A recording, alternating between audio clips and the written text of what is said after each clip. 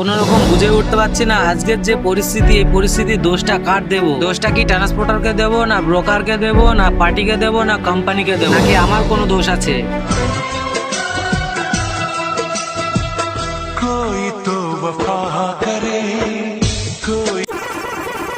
Hello guys, road king ভাই চ্যানেলে আপনাদের স্বাগত। আজকে আমাদের রান্না হচ্ছে ভিজিয়ে রাখা বুটের ডাল এবং চিকেন, সঙ্গে অ্যাড করছি কিছুটা আলু। এইসব দিয়ে আজকে আমরা খুব শর্টকাটে রান্নাটা সেরে নিচ্ছি। যেহেতু আমাদের গাড়ি কাটা হয়ে গেছে, পার্কিং এ রয়েছি, যখন তখন লোডের জন্য ডাকতে পারে, আর সেই কারণে আমরা খুব তাড়াতাড়ি রান্নাটা সেরে নিয়ে চলে আসি, খাওয়া দাওয়ার জন্য রেডি করে নিচ্ছি। আর হ্যাঁ, বলতে ভুলেই গিয়েছিলাম, আমরা এই সবজির সঙ্গে রুটি ব্যবহার করছি। লোড হওয়ার কথা ছিল, কিন্তু সারাদিন পার হয়ে রাত্রি 8টা বেজে যায়, তারপরেও এখনো পর্যন্ত লোডের কোনো খবর নেই। ট্রান্সপোর্টার বা ব্রোকারকে ফোন করলেই বলছে এক্ষুনি লোড হয়ে যাবে, পার্টিকে ফোন করে কথা বললে বলছে হ্যাঁ দেখছি, এক্ষুনি কথা বলছি, লোড করিয়ে দেবে। আমরা লোডিং পয়েন্টে পেপার জমা দিয়েছিলাম, সেখানে জিজ্ঞেস করতে তারা বলছেন পার্টির পেমেন্ট হয়ে গেলে আমরা লোড দিয়ে দেবো। ট্রান্সপোর্টারের সঙ্গে লাস্ট কথা হওয়ার পরে রাত্রি 12টার সময় লোডিং পয়েন্টে লাগিয়ে রেখেছে। রাত্রি 12টার সময় লোডিং পয়েন্টে লাগিয়েছি, সারা রাত্রি ঘুমিয়ে সকাল পর্যন্ত আমাদের গাড়িতে এক পিস মাল লোড হয়নি। লোড দেবে আশায় বসে থেকে বেলা 1টা বেজে যায়, তারপরে আমরা রান্না বাড়া শুরু করে দিই। যেমনটা আমরা আগের ভিডিও বলেছিলাম, আমরা গাড়ি লোড করতে এসেছি কলকাতা উলবেড়িয়া রেশমি কোম্পানি। এই হচ্ছে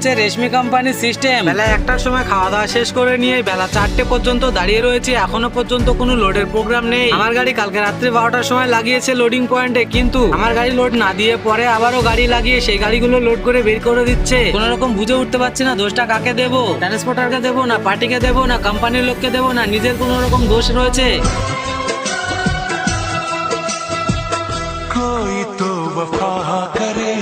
বন্ধুরা, এই ব্যাপারটা নিয়ে আপনাদের কি মতামত কমেন্ট করে জানাবেন। যেহেতু এখনো পর্যন্ত কোম্পানির ভেতরে রয়েছি, তাই ভালো কিছু দেখাতে পারছি না। আর তাই আজকের ভিডিওটি এই পর্যন্ত ছিল, বাকিটা দেখাবো আবারও পরের ভিডিও। ততক্ষণ ভালো থাকবেন, সুস্থ থাকবেন, ধন্যবাদ।